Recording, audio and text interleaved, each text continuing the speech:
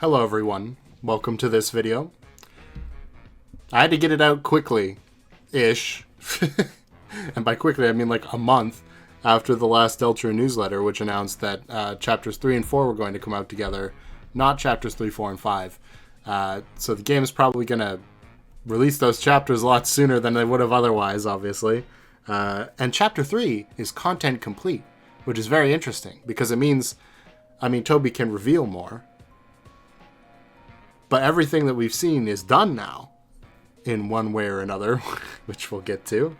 But yeah, I think this is the perfect time to make some Chapter 3 predictions. And I have a bunch of them. You might not agree with them. That's absolutely fine. These are based on vibes alone, pretty much. I do have some, reasons for believing what I believe, but overall it's mostly belief, not a whole lot of evidence. All we've really seen is the designs of a couple characters and a couple of songs.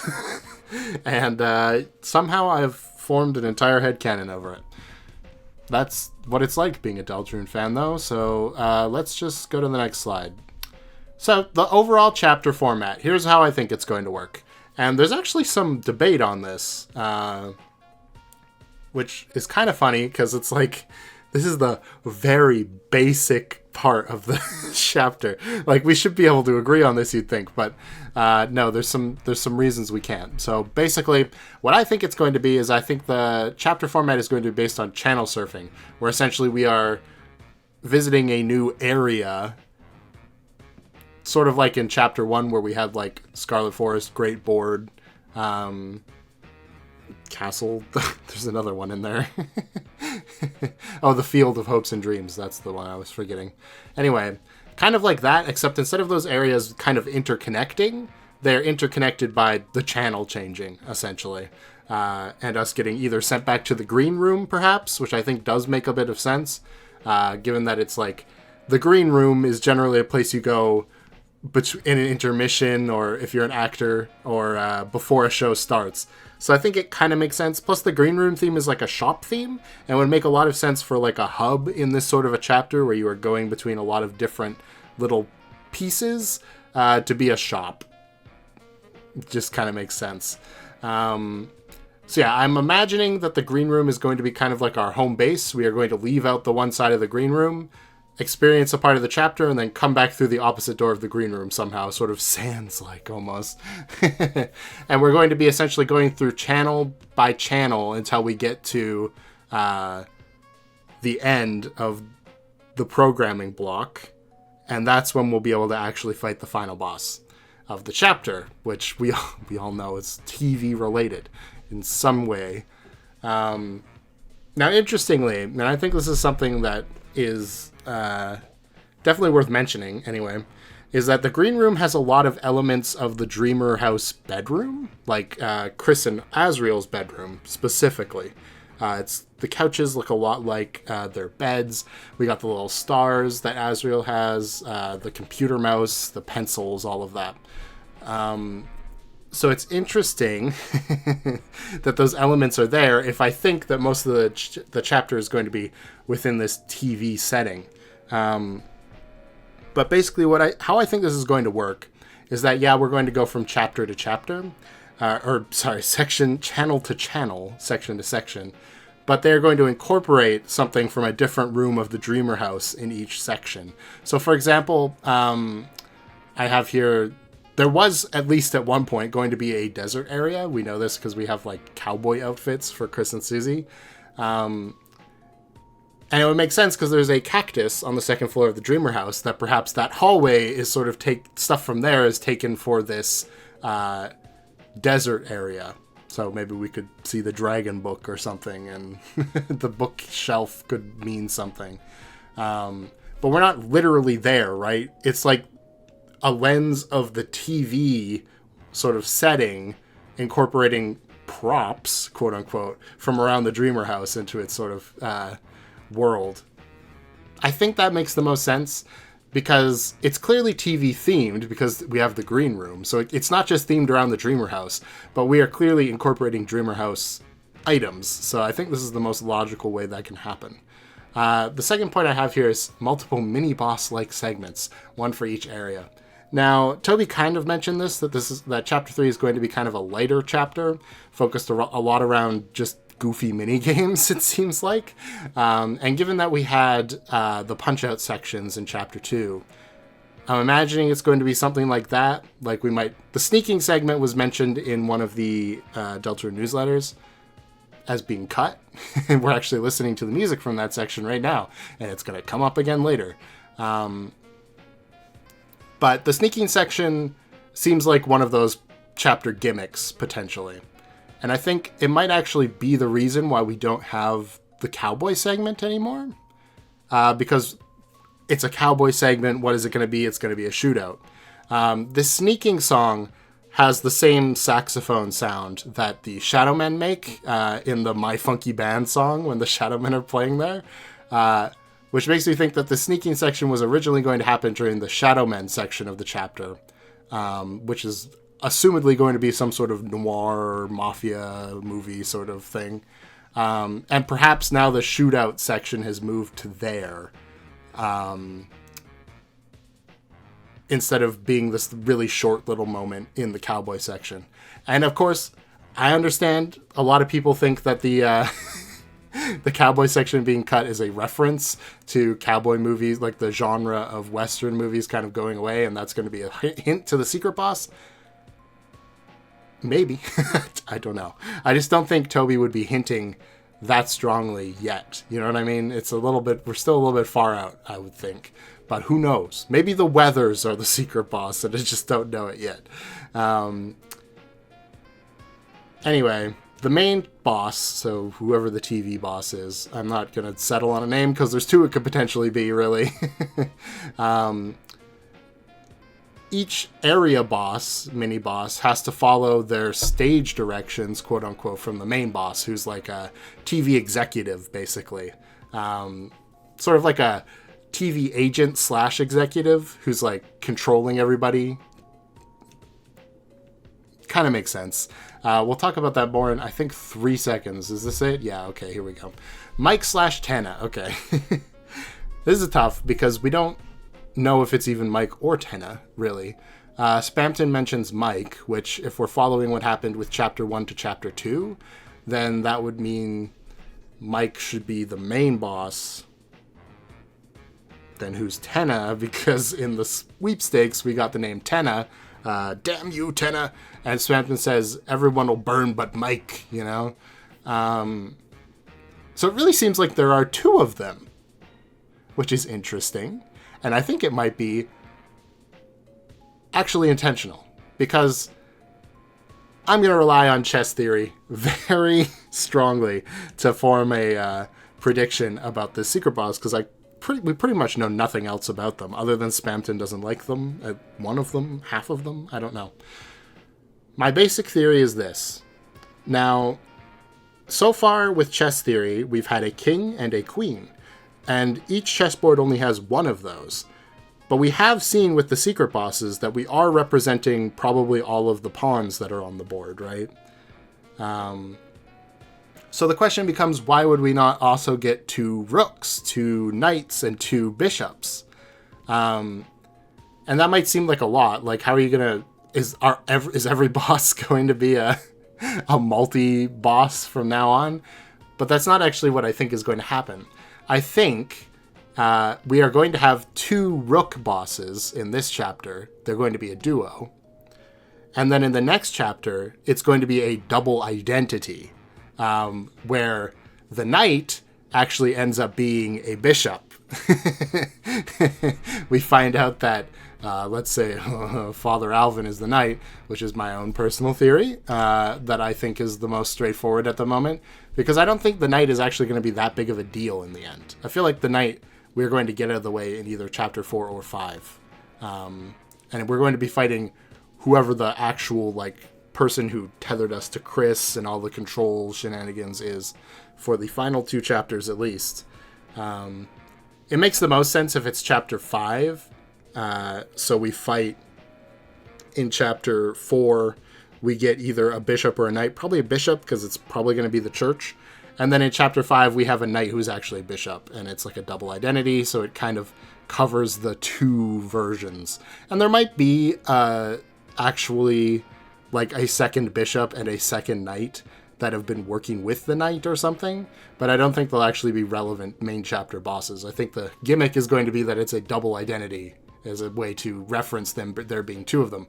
However, it makes a lot of sense there are two of them because we've heard two names, Mike and Tenna.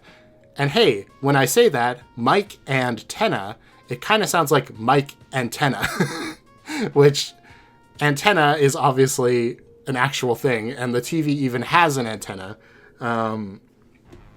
So if they were like a duo, a classic comedy duo, or there's in TV there's always duos, you know what I mean?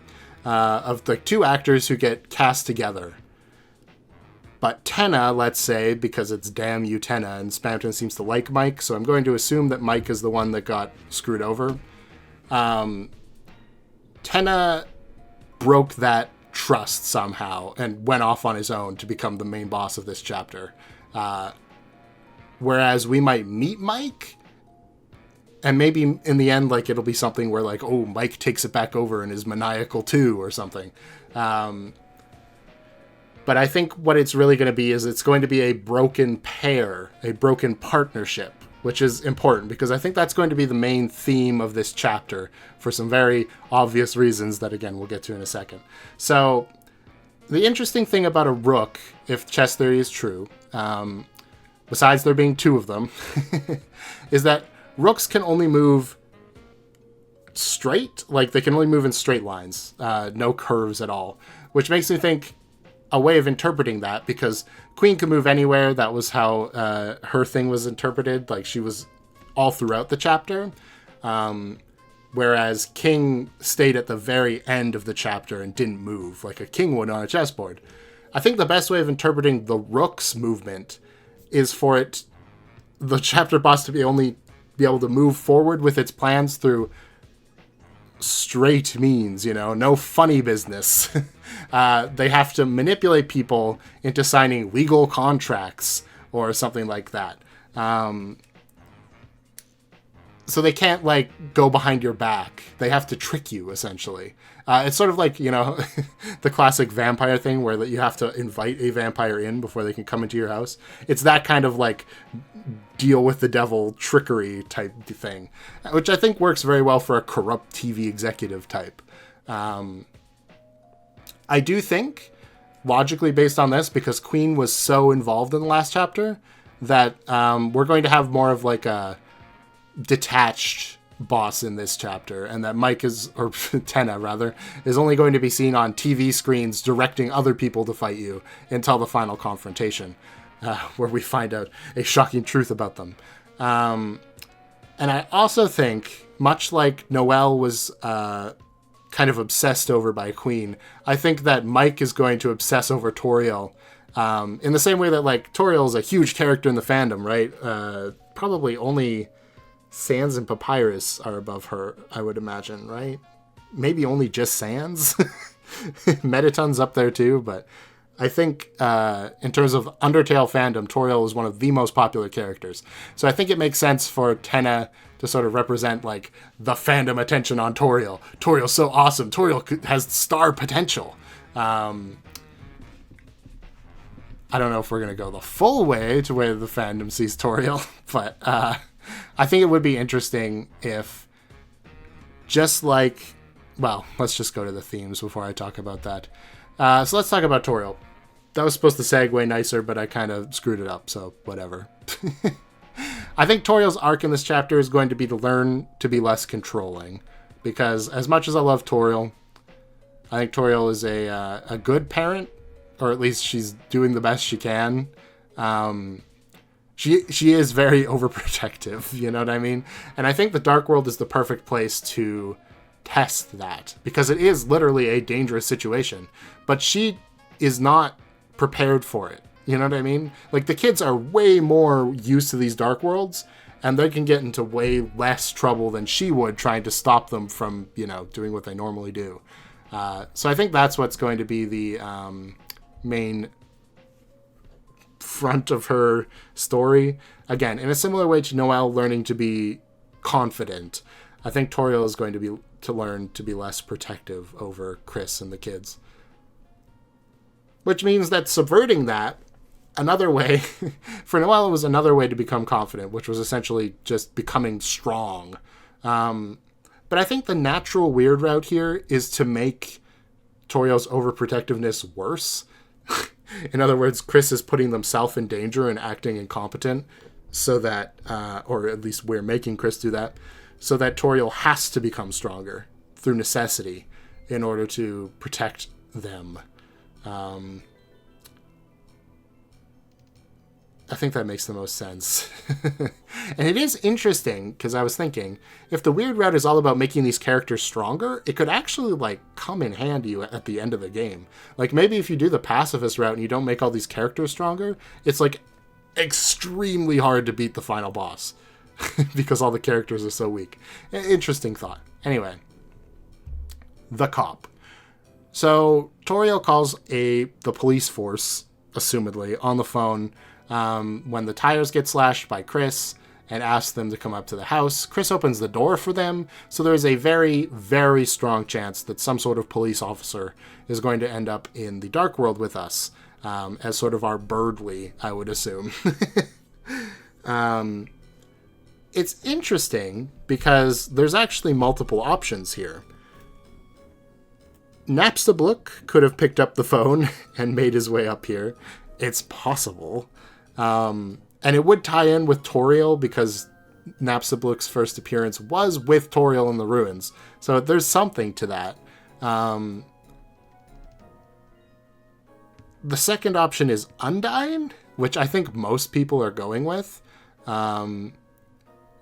Undyne is the more active police officer between her and Napstablook. And we have had some leading dialogue to suggest that maybe she will learn about the Dark Worlds, you know what I mean? Undyne and Toriel are also both major characters from Undertale, so it kind of makes sense. Personally, though, I don't really like either of those. And I just realized it started playing freaking Mystery Dungeon music. Because I was about to reference the music. When did it start playing Mystery Dungeon music? Oh, well. But you just heard the sneaking song that was cut for the cut sneaking section for like a while, right? Interestingly, in that song is Noelle's theme, or the theme of Lost Girl specifically. I brought this up when I first went over the newsletter, and I was like, that's weird. Because music in Toby Fox's works are usually very important. It's his main thing, after all. And a lot of people suggested that, you know, it doesn't have to mean anything. It's possible that Lost Girl's just sort of a generic theme that ties into the events of Deltarune in the same way that, like, his theme ties into Undertale and is all over the place because of that. And I think that is possible. But I'm going to disregard that entirely for this, because my prediction is that the cop, quote-unquote, that's going to show up is actually going to be Mayor Holiday. One, because that's a new Deltarune character, so we actually do need a chance to explore her in a meaningful way. I think Toriel gets sort of a pass for being an old character, because she's in an entirely new sort of setting, being Chris's mother. And Chris is the main character, so I think examining their relationship is worth an entire chapter of development. Whereas examining Undyne, like, I don't know. She already had, like, a whole game for that. So I don't think we need to do that again, personally. I wouldn't be mad if it happened, because I like Undyne, you know? But I do think, if we're using our time wisely when it comes to Deltarune and the amount of chapter space we have, it should probably be a new Deltarune character. And it makes all the sense that Mayor Holiday would have tapped the police phone line directly to her personal phone. Because we get these lines, which I have on the right side of the screen here, which are all about the mayor essentially subverting the police force and being the actual protector of the town. The police force are symbolic. They barely do anything. All we know that Undyne's done is direct traffic and put up police tape to prevent people from leaving town. That's it. So I think it's very possible that Ms. Holiday might be the one that comes to the house, and that is very useful when it comes to discussing the themes of this chapter later, which again, we'll get there soon. So yeah, my main evidence for thinking that is the sneaking song that got cut, because who would we sneak from in the Dark World? The only thoughts would be like the main boss, or like, why would we sneak away from Toriel, right? The theme does give me vibes of the Shadow Men section, but while it is possible that we are just sneaking away from like the boss of the Shadow Men, the mini boss of that channel or whatever, why would the dream or the holiday theme be in there, the Lost Girl theme? So maybe we're sneaking away from Noelle's mother because we don't want her to see us here. We want her to believe this was all a weird dream. And it'll be a lot harder to explain if she sees Chris and Susie just hanging out there. So yeah, that's my personal thought. Obviously, that section got cut, so who knows what's going to happen. But I still do think it makes a lot of sense for Noelle's mom to be the one that shows up. My other points there are basically just saying it would be good setup for Chapter 4, because Chapter 4 is presumably going to take place in the church, and it's going to involve Rudy maybe dying. So we probably want to see Mayor Holiday before that happens, to get a feel on how she feels about the whole situation. And this is another hyper-controlling character, in the same way Toriel is, right? She's sort of like a foil to Toriel, where Toriel is controlling but in a nice way. Mayor Holiday is controlling in like a cold, mean way, apparently. We don't really know, but the way Noelle talks about her is not good. So it could be a thing where Mayor Holiday sees this happen and gets even more controlling, and Toriel sees the way that Mayor Holiday is going about it and realizes her own faults and then decides to change. You know what I mean? That feels logical to me. Secret Boss. I pulled a comment directly from the comment section of my dismantling the Dreamer household to find the Chapter 3 Secret Boss. I have to go with the flowers, because it goes with my theme for what I think the chapter theme is going to be about. Now, the flowers in the garbage can are from Asgore to Toriel, and she throws them away all the time. I don't think this is going to be a reference to Flowey, although it could be, and that would be extra tragic. Given that, Flowey is technically the child of Asgore and Toriel and Undertale. But I just don't think it would be. I think it's going to be some sort of other flower symbolizing. And I really like the comment that Roderick Goldberg 2324 sent like not that long ago. Just snuck it in here, and I was like, hell yeah, I remember that, so I'll put it in. The idea of like a reality show contestant who's given flowers to symbolize love, right? In The Bachelor, they give you a rose to symbolize you're not getting kicked off the show. I think it would be interesting if this secret boss was obsessed as like some sort of flower theming, with flowers being a representative of love. You know what I mean? And maybe even living in some sort of like reality TV world where they think like everything should work like a reality TV show. Like, why didn't you accept the flowers? If you accepted the flowers, then all the bad feelings you have about divorce would be gone. It's possible. I'm going to entertain the thought that the secret boss is actually the second part of the duo with the main boss that I was alluding to earlier, the Mike, let's say. The only hesitancy I have with that is I don't know if Spamton would directly reference them, you know what I mean? But it's possible. It's very possible. Given that Spamton seems to have a kinship with this person, Mike. So if they were both secret bosses, it could make sense. And I really don't think that the secret boss in this chapter is part of the quote-unquote plan, or however you want to say it, when it comes to Sham talking about the shadow crystals. Because Sham specifically told us in Chapter 2, if you don't have the shadow mantle, you can't beat the next secret boss. but maybe this fountain is unintended in Sham's plan. You know what I mean? Because this was made by Chris, not the knight. So perhaps we won't even get a shadow crystal for fighting this secret boss. Just some closure, I guess, for them. Which, I mean, is nice. And probably some equipment for us. Maybe this is how we even get the shadow mantle. Who knows? Alright. Now it's time to talk about the big thing, which is the main theme of the chapter. So, in Chapter 2, we had this whole thing about control. Spamton had lost control of his life. And Queen was hyper-controlling, just like Noelle's mother. I think this chapter is going to be based around the concept of a broken relationship, or trying to mend a relationship. Because I already mentioned, potentially, we have these two rooks who are now broken apart. We have the Toriel and Asgore references, which I think will go throughout the chapter.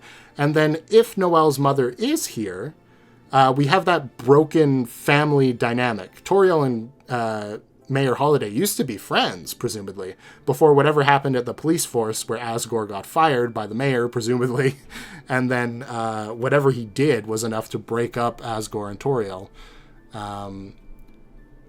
So it's a theme of broken relationships and trying to fix them, essentially. It's probably going to be a little more concise than that in the actual chapter, but that's sort of the vibe I'm getting from this whole thing. And very notably, this is something I picked up on at the last second with these cowboy sprites, which did get cut. And while I don't necessarily think they're hinting at the secret boss of this chapter, I do think they might be hinting at something, which is, look... at the sprites. And they're very blurry because I took them directly from the webpage. So, sorry about that. I probably should have blown them up first. My bad. Susie, usually in her Dark World outfits, has the yellow soul on her belt. And now that yellow soul has turned into a star. Kind of like a sheriff's badge, you know? Whereas Chris has this red bandana, which is sort of, you know, symbolizing their muffler, scarf, whatever they have. And instead, their belt just has a yellow heart on it, which, again, would symbolize justice. So it's potentially that they're like sheriff and deputy, but it's also potentially that they're sheriff and outlaw. And given that Susie has always had the yellow justice soul on her character design, which I thought was weird, but kind of makes sense here. If Susie is potentially playing the role of the sheriff, doing things by the books, the way Rouse means, while Chris might be the outlaw, doing things in a different way than what the prophecy foretells or whatever. And I don't think this will necessarily happen in this chapter. Like, I don't think Susie and Chris are really going to have a fight in this chapter. But I think there might be a foreshadowing to a future quote-unquote breakup of their friendship. The chapter's theme is broken partnerships. And there's a lot of evidence to suggest that at some point we might be fighting Chris, or Chris might be fighting against us. With the whole chess theory stuff, and you've probably heard it before. I also think it's interesting that this is the chapter where Chris has opened a dark fountain of their own accord, which again goes against what Rouse said to do, which I think is pretty strong evidence that there might be some sort of conflict between these two this chapter. And the chapter is going to be entirely about showing the cautionary tale of maybe you should try to work this out instead of letting it fester and destroy your relationships. Which is going to be essentially the theme of the chapter. So the final thing, and this is just a fun thing, completely fun. The final boss fight, I think, is going to be WarioWare. Now, this WarioWare screenshot I have looks like a TV. It's technically a screen on like a boombox in the first WarioWare game, but to me, it always read as a TV screen, you know what I mean? So the idea of going to the final boss area, seeing a giant TV screen, and it's got the smiley face on it that we see at the end of Chapter 2, maybe completed now, in a similar way to Mr. Wario's here. And then the final boss fight is, instead of being like a traditional fight, like maybe the Weathers is like our traditional final boss fight, And then this is the actual like Giga Queen type fight where it references that mini game from earlier, except it's bringing back all the mini games from each of the channels in micro game format. So you have to remember how each of them works on the fly and then quickly complete them before the timer runs out and you get blown up or whatever. I think that would be very fun. This idea came to me one day and I was like, oh, that would be so cool. We'll see. I mean, I don't think it's likely, really, but given this chapter has been stated by Toby to be more lighthearted in terms of not a lot of lore and having a bunch of mini game segments, it just felt right to be like, well, maybe WarioWare. So yeah, that's it. That's the end. I don't even have a final screen, I don't think. No, to say like we did it, we made it to the end. Oh well, we did it. We made it to the end. If you enjoyed this video, like, subscribe, become a member. If you got money and want to give me some of it, you can also do like super thanks or whatever, those like super comments. I got first one of those the other day in like a long time and I was like, oh yeah, that's a thing. Again, only if you want to. But for sure, what I really want you to do is to leave your own Chapter 3 predictions in the comments, because I think it'd be very fun to hear your thoughts. I've heard some of your thoughts on, like, specifically the secret boss of Chapter 3 and sort of the format in that one video about ripping the Dreamer House apart. But I want to know some of your other thoughts. What do you think is going to happen with Toriel? Which of the cops do you think is it going to be? What do you think's going on with that cowboy mini game being canceled? So yeah, let me know in the comments. I will read them. And yeah, have a good day.